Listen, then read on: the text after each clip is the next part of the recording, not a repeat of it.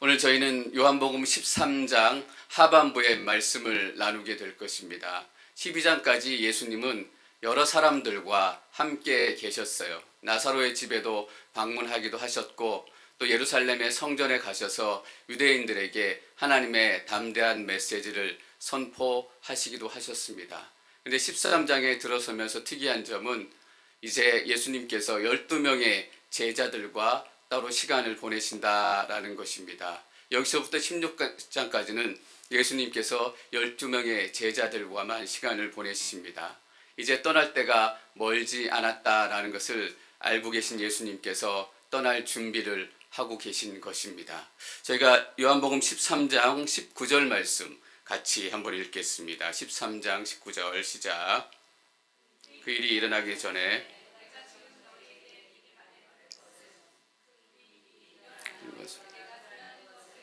하여금 믿게 하려는 것이다. 예수님께서 참 많은 말씀을 하세요. 16장까지 성령에 대해서도 말씀하시고 물론 십자가에 대해서도 말씀하시고 여러 가지 상황들에 대해서 우리가 너무 좋아하는 포도나무와 가지에 대한 이야기도 하시고 예수님께서 마지막에 이렇게 떠날 준비를 하시면서 많은 이야기를 하신 이유가 있다라는 것이에요. 19절에서 예수님께서 직접 그 이야기를 얘기를 하셨는데 내가 그라는 것을 믿게 하려 했기 때문이다 라는 것이에요. 오늘 아침에 저희가 새벽 말씀으로 이 말씀을 나누었는데 그 전에 저희 부모님이 시골 갈 때 말씀을 한번 드렸어요. 떠나실 때 여러 가지들 떠나시기 전에 당부할 말씀이 많으니까 그때는 또 연탄을 뗐을 때잖아요. 연탄은 언제 갈아야 되고 또 뭐는 어떻게 해야 되고 빨래도 좀 해놓고 뭐 여러 가지 말씀들 당부들을 많이 하고 계세요. 예수님 역시 떠날 때를 앞두시고 여러 가지 당부의 말씀을 많이 하고 계세요.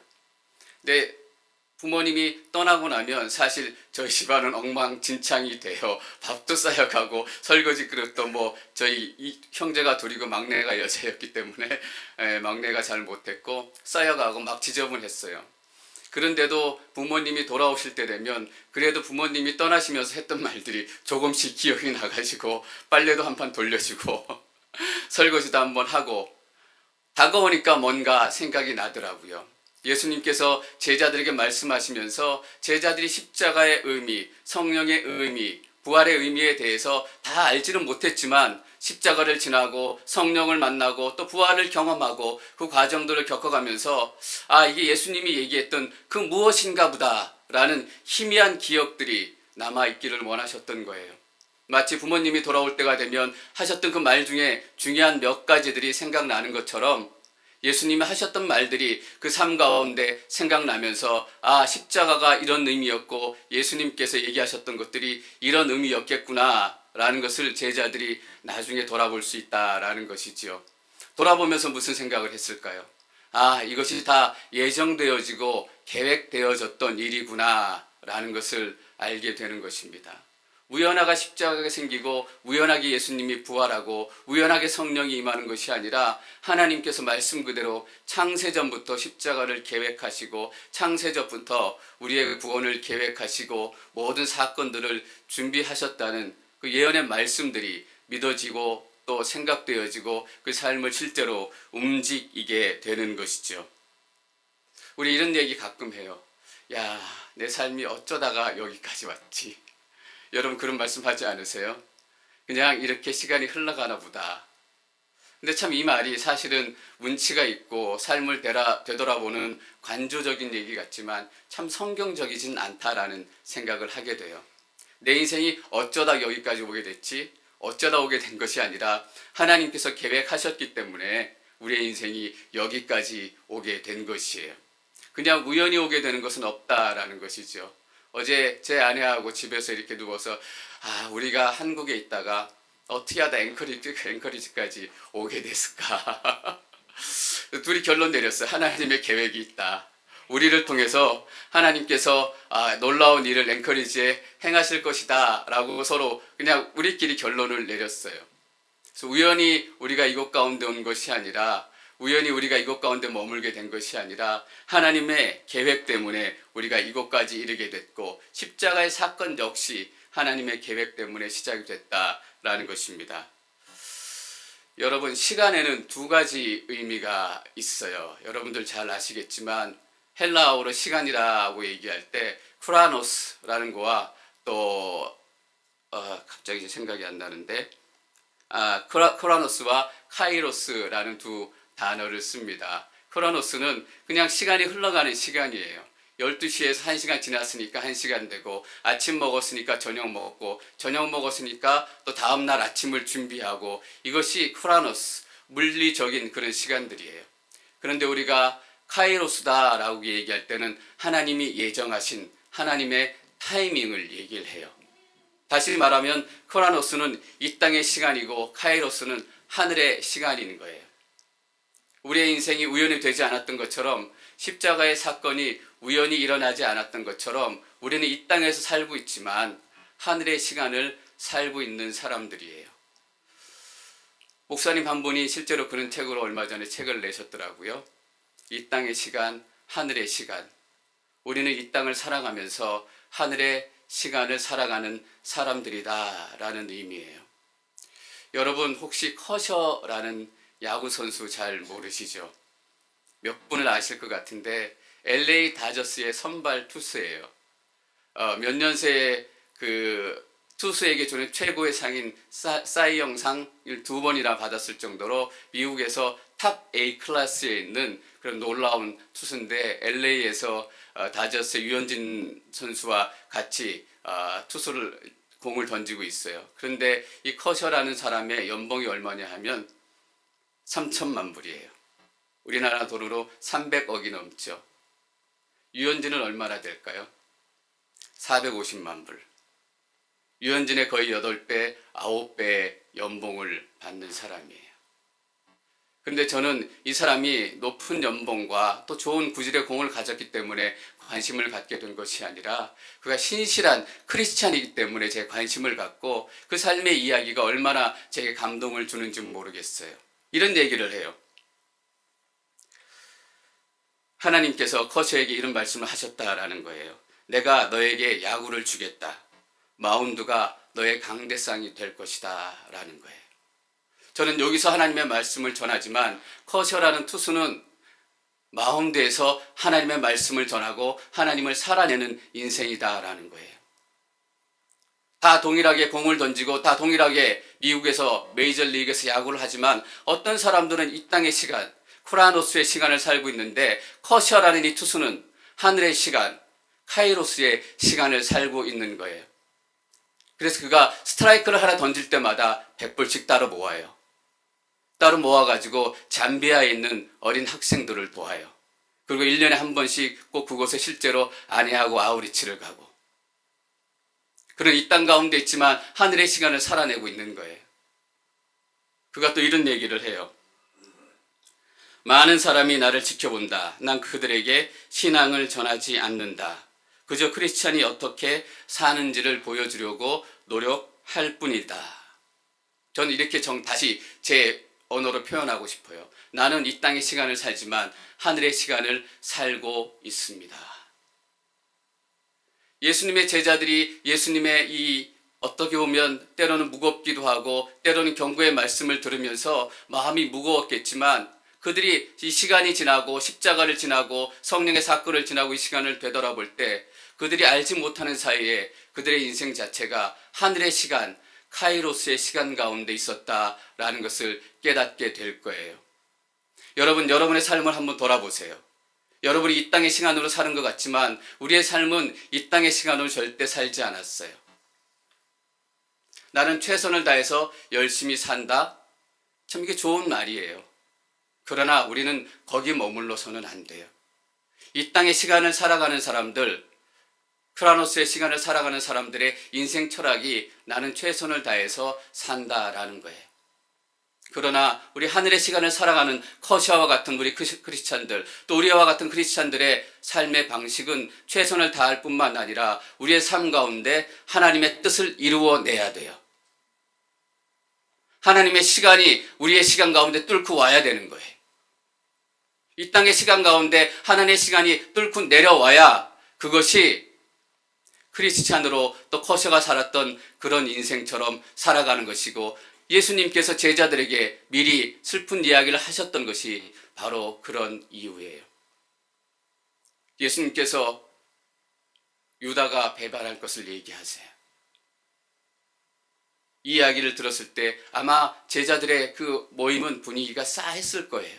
이게 무슨 말이란 말인가? 우리들 중에 한 사람이 예수님을 배반한다고?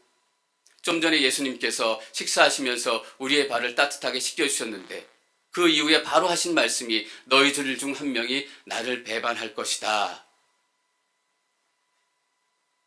그리고 그 시점쯤에 유다가 예수님을 팔기 위해서 대제사장들에게 나가요. 예수님은 유다가 왜 나가는지 알고 있었지만 제자들은 유다가 왜 나가는지 알 수 없었어요. 그냥 막연한 불안감, 우리 가운데 누가 배신자가 나올지도 모르겠다라는 그 상황이에요. 그 상황에서 우리가 오늘 읽은 본문 말씀이 시작되는 것입니다. 제가 31절, 32절 말씀 같이 읽겠습니다. 31절 시작. 말씀하셨습니다. 이제 인자가 영광을 받게 됐고 인자로 인해 영광을 받게 되셨다. 하나님께서 인자로 인해 영광을 받으시면 하나님께서도 몸소 인자를 영광되게 하실 것이다. 이제 곧 그렇게 하실 것이다. 저희 장로교나 다른 교파에서는 잘 쓰는 말이 아닌데 순복음 계통에 가면 삼중 축복 이런 얘기를 아마 성결교에서도 쓰는 것 같아요. 그래서 제 그 말씀이 기억이 나서 삼중 축복이 뭔가 찾아봤더니 이 얘기예요. 사랑하는 자여 내 영혼이 잘됨 같이 내가 범사에 잘되고 강건하기를 내가 축복하노라. 첫 번째 영혼의 축복, 구원의 축복이 있다라는 얘기고 범사에 잘되는 물질적인 축복 또 환경의 축복이 우리 가운데 있다라는 얘기예요. 그리고 강건하기를 너희 건강도 하나님의 축복을 누려라 라고 얘기해요. 제가 삼중 축복을 얘기하려고 하는 것이 아니라 삼중 영광이 오늘 읽은 말씀 가운데 나오기 때문이에요. 이제는 인자가 영광을 받게 됐고 분명히 십자가의 사건 예수 그리스도의 죽음을 얘기하고 있어요. 십자가의 사건, 가장 어두웠던 역사의 순간, 예수님의 죽음을 평가하는 예수님 자신, 하나님의 평가는 무엇인가? 영광이다라는 거예요. 여러분, 영광이라고 얘기할 때 어떤 의미들이 많이 떠오르세요? 우리가 교회에서 가장 많이 쓰는 말 중에 하나가 영광이에요. 뭔가 찬란하고 화려하고 반짝반짝하고 보석들이 쫙 깔려있는, 마치 요한계시록 예수님을 소개할 때 나오는 그 아름다운 그 모습들, 그런 모습들이 생각나실지도 모르겠어요. 그래서 예수님께서 기적을 일으키거나 또 무리를 걸으셨을 때 아니면 나사로를 살리셨을 때 영광이다라고 얘기했다면 우리가 훨씬 더 잘 납득하고 이해를 했을 거예요. 그런데 가장 비참한 죽음, 가장 수치스러운 죽음을 놓고 하나님과 예수님은 영광이다라고 표현하고 있어요. 영광이란 것이 무엇일까요? 여러분, 어떤 것이 영광스러운 인생일까요? 하나님 때문에 순종하고 구원 때문에 낮아지는 인생이 하나님께서 평가하시는 영광스러운 인생이다라는 거예요. 하나님 때문에 순종할 수 있고 구원 때문에 내가 더 낮은 자리에 갈 수 있다면 다른 사람들이 어떻게 평가하든 다른 사람들이 내 인생을 어떻게 보든 하나님께서는 내 인생을 영광스러운 인생이다라고 얘기하신다라는 거예요. 올림픽에 금메달만 따야 영광인가요? 아니에요. 그 가운데 보이지 않지만 구원의 역사가 일어났다면, 그것 때문에 어떤 한 사람이 금메달을 포기했다면 그 인생이 하나님께서 보시기에 더 아름다운 영광이다라고 얘기할 수 있어요. 여러분, 혹시 여러분의 인생이 영광과는 너무 멀다라고 생각하며 살지 않으세요? 뭔가 내 인생은 좀 찌그리하고 내 인생은 뭔가 구겨진 것 같고 내 인생을 남들보다 못한 것 같고, 아니다라는 게예요. 더 많이 갖고 더 성공하고 다른 사람들에게 존경을 받고 때로는 다른 사람의 시기를 받을 정도로 높은 것들을 이루어내야 영광이다라고 우리는 생각하지만 저는 목회자로서 영광스러운 사람들이 누굴까라고 생각했는데 그냥 제가 떠오르는 거 하영조 목사님이나 옥하는 목사님이나 너무나 많이 알려진 그런 목사님들 영광스러운 삶을 사셨지라고 먼저 떠올라요. 저에게도 그렇게 세상적인 평가, 물질적인 평가의 영광의 개념이 들어와 있는 거예요. 근데 제가 다시 한번 생각하니까 더 영광스러운 삶을 산 사람들이 많다. 보이지 않는 곳에서 오로지 하나님 말씀 하나만을 붙들고 눈물을 흘리며 우리가 죽었는지 살았는지 모르는 그 순간 가운데서도 죽어가고 있는 하나님 때문에 낮아지고 구원 때문에 그 삶을 버리는 그 삶이 어떻게 보면 더 영광스러운 삶일지도 모르겠다라는 거예요. 여러분, 우리 영광스러운 삶을 살 수 있어요. 능력이 있기 때문에 많이 배웠기 때문에가 아니라 하나님 때문에 우리가 순종할 수 있다면 지금이라도 하나님 때문에 구원 때문에 낮아질 수 있다면 우리 삶 가운데 영광스러운 삶이 시작되는 거예요. 저는 다음 주일 예배 때 여러분들의 얼굴에 영광의 빛이 번쩍번쩍 빛나기를 축원합니다. 그런 거예요. 예수님의 영광이란다. 가장 낮은 곳에서 가장 수치스러운 곳에서 그러나 하나님께서는 그래서 영광이다라고 표현하셨어요. 또 하나의 영광이 나와요. 이제는 인자가 영광을 받게 됐고 하나님께서도 인자로 인해 영광을 받게 되셨습니다. 인자로 인해 영광을 받게 되셨어요. 그렇다면 하나님의 영광이란 무엇일까? 여러분, 박재영 목사의 영광이 무엇일까요? 가장 영광스러운 말이 무엇일까요? 박재영 목사 같다라는 얘기예요. 어머니의 영광이 뭐예요? 어머니답다라는 거잖아요. 하나님의 진짜 영광이 무엇일까요? 하나님답다라는 거예요. 어떤 상황 가운데서든지 하나님다움이 드러난다면 그것이 하나님의 영광이다라는 거예요. 아무도 사랑할 수 없는 그곳에 하나님의 사랑이 나타나고 아무도 이길 수 없는 그곳에 하나님의 능력이 나타나고 아무도 용서할 수 없는 그곳 가운데 용서가 나타나는 것, 그것이 십자가예요. 십자가만큼 하나님의 하나님 되심을 더 크게 더 정확히 명확히 얘기해 주는 것이 있을 수 있는가라는 얘기예요. 예수님의 십자가를 통해서 하나님의 영광이 드러나기 시작했어요. 그리고 32절에 보면 또 하나의 영광이 나와요. 하나님께서 인자로 인해 영광을 받으시면 하나님께서도 몸소 인자를 영광되게 하실 것이다. 가장 수치스러운 곳에서 순종을 통해 나타났던 영광이 정말 우리가 원하는 가장 최고의 영광이 되는 그 순간이에요. 이 영광은 부활이고 죽음을 이기신 권세고 하나님 보좌 앞에 앉으신 놀라운 능력이에요. 그래 더 놀라운 것은 하나님께서 이 부활에 우리를 부르셨고 동참하게 하셨다라는 얘기예요. 예수님을 믿고 세례를 받고 물 가운데서 일어나면 우리가 예수님과 함께 죽었다가 다시 부활한 것이다 라고 로마서에서 사도 바울은 얘기해요. 여러분의 인생을 너무 낮게 평가하지 마세요. 하나님은 여러분의 인생을 영광되게 받으시기를 원해요.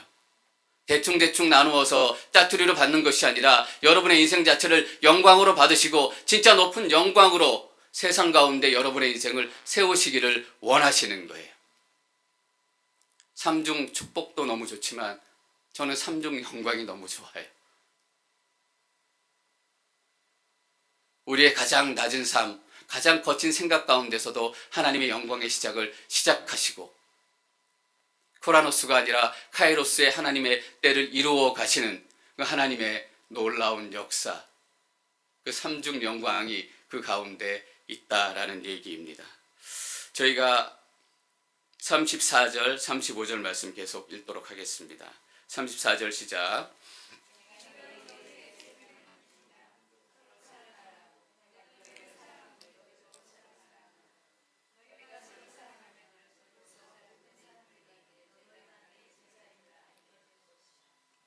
예수님께서 영광에 대해서 말씀하시고 새로운 주제를 시작하세요. 새로운 계명을 너희에게 주겠다. 서로 사랑하라. 우리는 원래 사랑하며 살았어요. 새롭다라고 할 것도 없지만 하나님께서 또 예수님께서 새로운 계명이다라고 말씀하신 것은 이전에 사랑했던 그 사랑과 이제 너희들의 사랑이 달라질 것이기 때문이에요. 무엇인가? 예수 그리스도의 사랑으로 사랑하는 거예요. 내가 너희를 사랑한 것처럼 예수 그리스도가 십자가에 죽기까지 하나님께서 세상을 이처럼 사랑하셔서 독생자를 아끼지 않고 주셨던 그 사랑으로 우리가 사랑할 것이기 때문이에요. 여러분, 어머니의 사랑은 너무너무 숭고하고 너무너무 아름다워요. 그래서 어머니는 자식을 위해서 목숨도 버릴 수 있는 그 아름다운 사랑의 결정체예요. 근데 여러분 아세요? 그 놀라운 또 숭고한 어머니의 사랑조차도 너무나 이기적일 수 있다라는 거예요. 여전히 내 방식 안에서 내 자식을 사랑하고 내 기준 안에서 내 자식을 사랑하고 내 스펙 안에서 내 자신을 사랑하고 그 스펙 안에 있지 않으면, 그 기준 안에 있지 않으면 우리는 어떻게 얘기해요? 자식 헛기웠다라고 얘기해요. 내 사랑의 열매가 없다라는 얘기잖아요. 내 사랑이 다 헛수고가 됐다라는 얘기잖아요. 그런데 예수님께서 지금 말씀하시는 사랑은 내 기준으로 사랑하는 사랑이 아니라 예수님의 끝없는 사랑으로 사랑하는 사랑이에요. 우리는 사랑할 수 있는 사람과 사랑할 수 없는 사람이 있잖아요. 사랑할 수 있는 시간과 사랑할 수 없는 시간이 있어요. 그런데 예수님의 사랑은 그렇지 않아요. 사랑할 수 있는 사람도 있고 사랑할 수 없는 사람도 사랑하세요. 사랑할 수 있는 시간에도 사랑하시지만 십자가의 그 죽음 가운데서도 예수님께서는 사랑을 버리지 않으셨어요. 그래서 아이러니하게도 마지막 남기신 말이 뭐예요? 주여, 저들이 자신의 죄를 알지 못하나이다.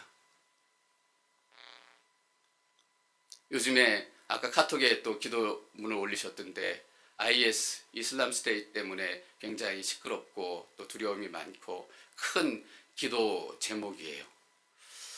물론 다른 신학적인 관점이지만 다른 신학적인 관점을 가지고 있는 분들은 IS가 마지막 때를 가지고 오는 중요한 열쇠를 가지고 있다라고 분석하기도 해요.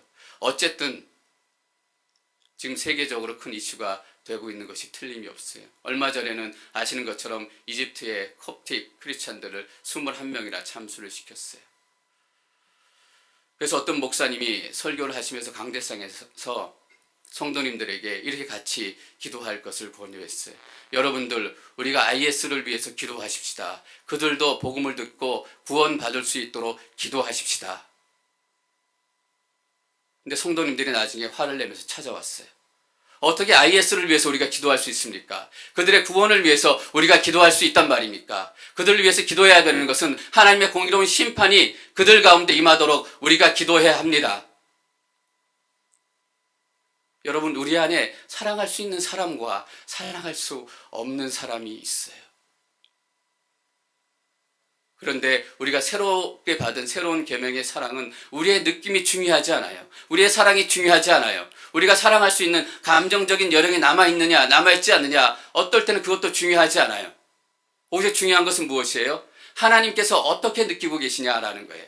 하나님께서 어떻게 보고 계시냐라는 거예요. IS를 위해서 기도하고 싶지 않아요. 그들에게 당장 불을 내려서 그 모든 사람들이 다 태워졌으면 좋겠어요. 한 단계 더 나아가서 하나님께서는 그들을 어떻게 생각하실까? 하나님이 IS를 사랑하실까? 답 너무나 명확하잖아요.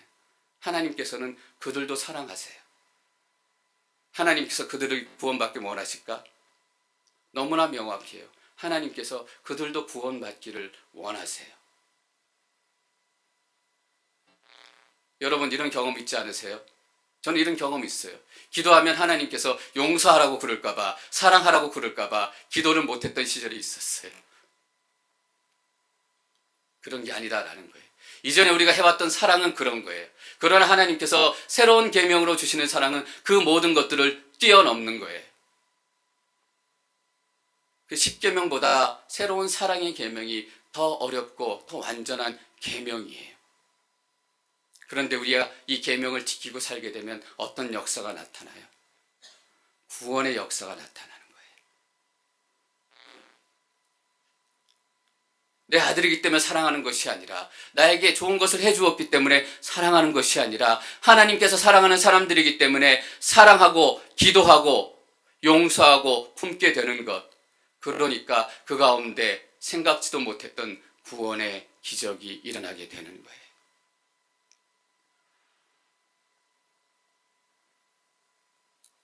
IS 조직원 가운데 단 한 사람이라도 예수님을 만나서 구원받을 수 있다면. 지난주 수요일 날 미알스키, 이름이 좀 어려워가지고 선교사님이 오셔서 간증을 나눠주셨어요. 연세도 많으신데 너무너무 귀한 사역을 담당하시고, 개인적으로 식사하면서 우즈벡 사태가 언론에 공개된 것보다 훨씬 더 심각하고 훨씬 더 어렵다라는, 많은 사람들이 정말 죽음 앞에 있구나, 많은 크리스찬들이 위협 앞에 있구나라는 것을 알게 됐어요. 그런데 더 놀라게 된 것은 그런 위협 때문이 아니라 그 어렵과 위협 가운데서 우즈베키스탄이 성령의 부흥이 일어나고 있다는 거예요. 교회가 계속적으로 세워져 가고 사람들이 예수 믿겠습니다.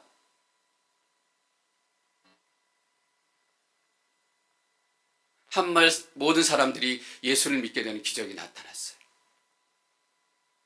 근데 그 다음 주 그 마을 사람들이 모두 러시아군에게 다 총살당해 죽었어요. 복음이 스탑되지 않고 계속 번져나가고 있다라는 거예요.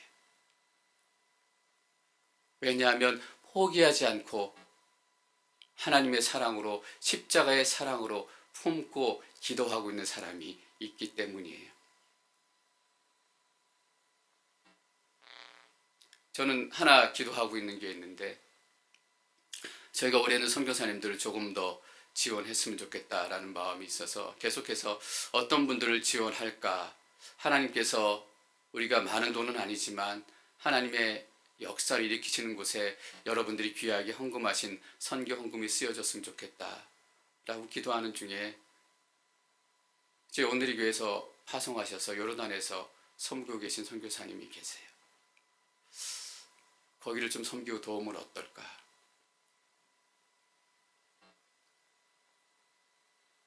다 떠나지 않고, 다 철수하지 않고 그 땅을 위해서 기도하고 그 땅을 품고 있는 사람들이 있다라는 얘기예요. 그래서 뭐라고 얘기하세요? 예수님께서 너희가 서로 사랑하면 이로써 모든 사람들이 너희가 내 제자임을 알게 될 것이다. 제자임을 어떻게 알게 돼요? 우리가 능력이 있기 때문에, 우리가 많은 프로그램이 있기 때문에, 우리가 많은 것들을 사회에 주었기 때문에 그것이 아니다라는 거예요. 세상이 우리가 제자인 것을 아는 것, 예수 그리스도의 제자가 당신입니다 라고는 이거예요. 사랑이다라는 거예요. 우리가 추구해야 될 최고의 가치가 뭐예요? 기독교는 사랑의 종교다라고 얘기하잖아요. 먼저 우리가 사랑하는 공동체가 돼야 돼요. 그리고 우리 미움의 사람들조차 사랑할 수 있는 그 사랑의 능력을 우리 가운데 주십시오 라고 하나님께 조르고 기도하는 거예요. 우리 안에 사랑이 사라진다면, 십자가의 사랑이 우리 안에 없다면, 우리가 아무리 많은 능력을 가졌어도, 아무리 큰 성전을 가졌어도, 아무리 좋은 설교자를 가졌어도 꽝이다라는 거예요. 당신은 진정으로 예수 그리스도의 제자라고 할 수 없습니다. 제자들을 완성하는 것은 능력이 아니고 공부가 아니고 프로그램이 아니고 예수 그리스도의 사랑인 것입니다. 저희가 계속해서 말씀을 읽겠습니다. 36절에서 저기 38절 말씀까지 계속 읽겠습니다. 시작. 시몬 베드로가 예수께 물었습니다. 주여 어디로 가십니까? 예수께서 대답하셨습니다. 내가 가는 곳은 내가 지금은 올 수 없지만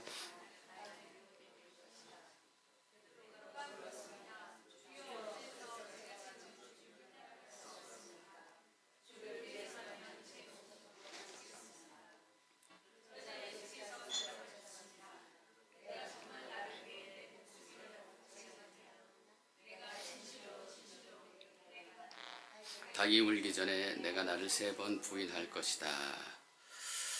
여러분, 이 다락방의 지금 상황이 얼마나 심각하고 얼마나 침울하고 얼마나 무거운 상황인지 상상이 가시죠?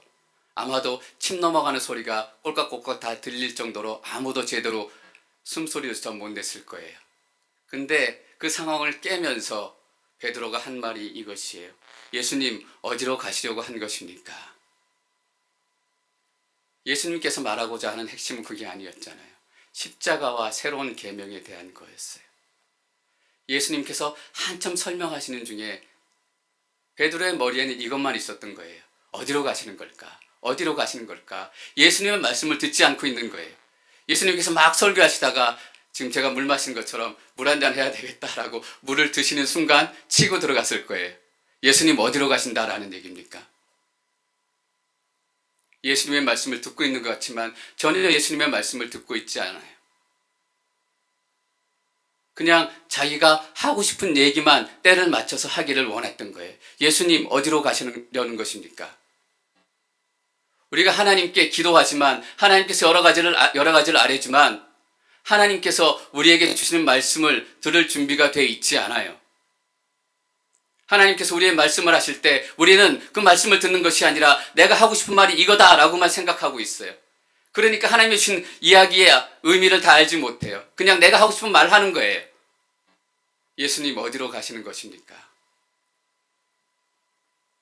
오늘 새벽 말씀에도 나눴지만 이것이 베드로의 신앙의 문제점이고 더 넓게 얘기하자면 현대 크리스찬 신앙인들의 문제점이에요. 뭐예요? 묵상이 없다라는 거예요. 하나님의 말씀을 깊이 생각하지 않는다라는 거예요. 하나님의 말씀이 선포되어져도 하나님의 말씀을 듣지 않아요. 하나님의 말씀을 듣는 것 같지만 실제로는 하나님의 말씀을 듣지 않고 있어요. 하나님의 말씀을 귀 기울여 들었다? 더 많은 크리스찬들이 예수님의 제자로 살아가고 있을 거예요. 저는 목회자로서 교회를 생각하고 단순히 우리 교회뿐만 아니라 이 땅의 많은 교회들을 생각하면서 하나 크게 들어오는 영적인 긴장감, 영적인 두려움이 뭐냐 하면 교회를 나오는 저 수많은 사람들 중에 과연 크리스찬이 몇 명이나 될까? 하나님의 말씀을 듣지 않는 것은 어떤 모습이든 어떤 교회를 나왔던 일주일에 몇 번 교회를 갔든 상관없이 크리스찬이라고 얘기할 수 없어요. 내가 어떻게 할 수 있을까? 목사로서 정말 심각하게 고민하게 돼요. 그래서 우리 이런 얘기 종종 하잖아요. 교회가 선교지다라는 얘기. 교회 안에 하나님의 말씀을 믿지 않는 사람들이 얼마나 많은지 12명의 제자들 가장 예수님과 사역을 많이 했고 가장 예수님의 마음을 잘 읽을 수 있다라고 얘기할 수 있는 베드로조차도 예수님의 말씀에 귀 기울이지 않았다면 우리는 더 얘기할 필요가 없어요. 묵상이 없는 크리스찬, 하나님의 말씀을 씹지 않는 크리스찬, 하나님의 말씀으로 살 수 없는 크리스찬. 여러분, 영적인 위기감이 느껴지지 않으세요? 베드로가 여기서 그러고 있다라는 거예요. 그래서 이렇게 얘기해요. 37절에 베드로가 물었습니다. 주여, 어째서 제가 지금은 주님을 따라갈 수 없습니까? 주를 위해서라면 제 목숨도 바치겠습니다. 즉각적인 반응, 즉각적인 헌신, 목숨이라도 버릴 것 같은 즉각적인 열정. 이것이 진짜 신앙이에요? 여러분, 가장 위험한 게 뭐라고 생각하세요? 헌신하지 않는 것보다 묵상되어지지 않는 헌신이에요. 선교지에서 어떤 선교사님들이 어려움을 일으키시는 분들이 많아요. 왜냐하면 제 목숨이라도 바치겠습니다 라고 얘기하고 그 말의 의미와 그 헌신의 의미를 묵상하지 않고 그냥 달려나가는 거예요. 그 선교사 모임마다 어려움을 일으키고 가는 곳마다 사고를 치고 연합을 깨고. 저희가 송구영신 40일 새벽기도 하면서 김병호 목사님이라는 분 오셔서 설교하시고 간증하셨던 거 기억하실 거예요. 오랫동안 사역하셨고 저도 같이 사역한 적이 있어서 더 이렇게 따뜻한 분이셔서 마음이 갔는데 지금은 오늘의 교회를 나가셔서 다른 교회 담임으로 귀하게 사역하고 계세요. 한 목사님과 사역하던 중에 일화를 하나 소개해 주셨어요. 한 목사님께서 사도행전 설교를 하실 때였다라는 거예요. 지금도 한 목사님의 사도행전 설교를 들으면 벌써 10년, 20년 전이지만 지금도 들어도 마음이 막 뛸 정도로, 지금도 달려나가고 싶을 정도로 그런 설교, 명설교인데, 그때 김병헌 목사님이 저희 교회 사역하시면서 해영조 목사님의 사도행전 설교를 들으면서 마음에 너무 큰 감동이 와서, 열정이 와서 나도 선교사로 나가야 되겠다라고 생각하고 결심하고 하 목사님을 찾아갔대. 그래서 하 목사님한테, 목사님 저도 선교사로 나가겠습니다, 보내주십시오. 그랬더니 하 목사님이 얘기하시는 첫말, 지금 나가면 사고쳐. 훈련되어져야 한다라는 거예요. 묵상되어져야 한다라는 얘기예요. 그 말씀을 살아야 한다라는 얘기예요.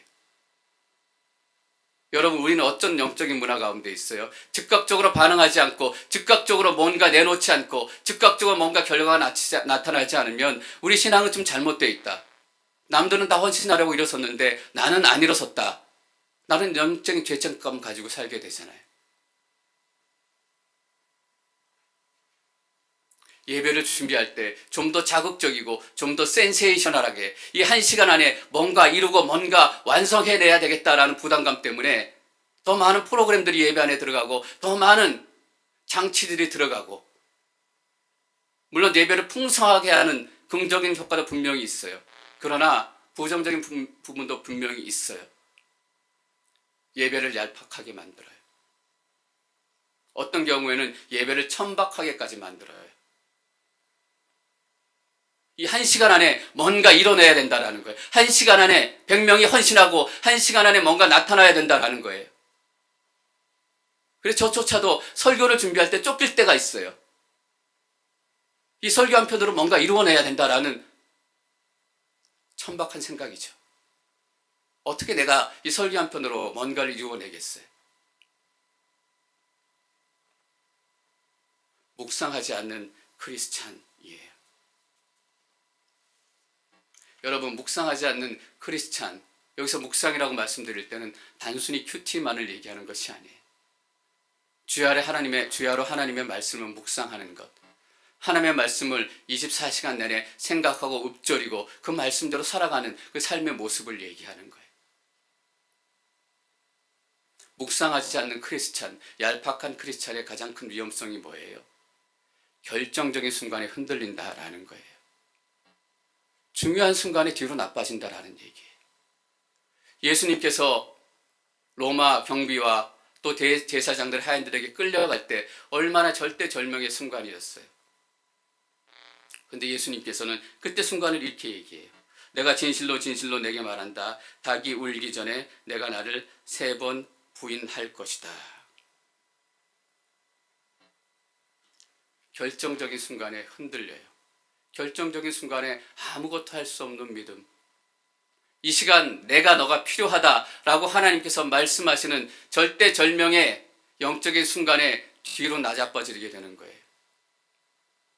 물론 그래도 하나님께서 다시 세우시고 허락하시고 훈련시키시고 사용하세요. 그것은 하나님의 은혜인 것이죠. 결정적인 순간에 흔들리고 뒤로 나자빠지니까 필연적으로 나타나는 결과가 뭐예요? 틀린 결정을 하게 된다라는 거예요. 흔들리고 뒤로 나자빠지니까 초조하게 되고 불안하게 되고 뭔가 만회하고 싶은 생각이 들고, 그래서 틀린 결정을 너무나 쉽게 할 수밖에 없어요. 예수님께서 베드로에게 너가 새벽닭이 3번 울 때 나를 3번 부인하게 될 것이다 라고 얘기하셨을 때 베드로에게 처음 들어오는 생각, 이것이었을 거예요. 아, 그 12명 중에 1명 배반할 제자가 난가? 예수님께서 나를 지목해서 말씀하시나? 왜? 예수님을 부인한다라고까지 얘기했어요. 나머지 제자들이 베드로를 어떻게 봤었겠어요? 너가 그 1명이구나. 너가 배반할 그 1명이구나. 이렇게 자빠지고 나니까 틀린 결정을 하게 돼요. 예수님께서 다 설교를 마치시고 그럼 나가자라고 얘기했을 때 베드로가 처음 한 말이 뭔지 여러분 아세요? 예수님 여기 칼이 2자루가 있습니다. 그것이 예수님께서 원하셨던 건가요? 아니에요. 예수님께서 그것으로 충분하다라고 얘기하세요. 베드로가 어떻게 생각했을까? 정말 이것으로 충분한가 보다. 나머지는 예수님께서 다 하실래나 보다. 칼이 필요 없다라는 얘기예요. 지금 칼과 창으로 해결하는 그런 상황이 아니다라는 얘기잖아요. 그리고 또 틀린 결정을 하게 돼요. 경비병들이, 대제사장의 하인들이 예수님을 잡으러 왔을 때 베드로가 첫 번째 한 행동이 뭐예요? 귀를 베는 거예요. 내가 죽음을 걸고 예수님을 지킨다라는 것을 보여주고 싶었던 거잖아요. 왜냐하면 다 나를 배반할 그 제자로 보기 때문에 내가 아니다라는 것을 증명하기 위해서 자빠지고 초조해지니까 틀린 결정을 자꾸 하게 돼요. 예수님께서 절대 원하시지 않고 절대 한 번도 얘기하지 않으셨던 것. 예수님께서 하도 답답하시니까 어떻게 하셨어요? 길을 주워다 붙여주셨어요. 얼마나 웃긴 장면이에요. 베드로는 자기 목숨을 걸고 내가 그 배반할 사람이 절대 아닙니다 라고 예수님한테 증명하고 싶었어요. 그 제자들에게 증명하고 싶었어요. 예수님의 속으로 한숨이 정말 깊게 나오셨을 것 같아요. 귀를 주우시면서 붙이시면서 내가 알더니 죽지.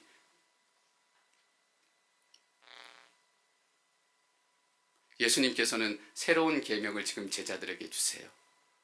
내가 너희를 사랑한 것 같이 너희도 나를 사랑하라. 이 말씀을 생각하고 고민하지 않고 묵상하지 않는다면 어떻게 우리가 사랑하며 살 수 있을까? 예수 그리스도의 사랑으로 살 수 있을까? 살기 이전에 우리가 먼저 해야 되는 것, 묵상하는 그리스도인이 되는 거예요. 더 이상 이 교회가 천박해져서는 안 돼요. 더 이상 우리의 믿음이 천박해져서는 안 돼요. 여러분, 하나님의 말씀을 묵상하십시오. 먼저 귀 기울이는 것입니다. 내가 이 말을 하고 싶다. 하나님께 이 말을 하고 싶다. 이것만 생각하고 있는 것이 아니라 듣겠습니다. 말씀하십시오. 그 말씀을 하루 종일 살아내는 거죠. 그게 묵상입니다. 우리의 믿음이 능력을 찾게 되고 구원을 가져오는 믿음이 될 수 있는 것. 여러분, 이 시간 주님의 이름으로 여러분들을 축복합니다. 묵상하는 크리스찬들이 되십시오. 여러분들 가운데 묵상하는 능력이 날마다 성령의 은혜로 채워지시를 축원합니다. 예수 그리스도의 사랑으로 여러분들이 생명을 구원하는 그 사랑을 소유하고 살아가게 될 것임을 믿습니다.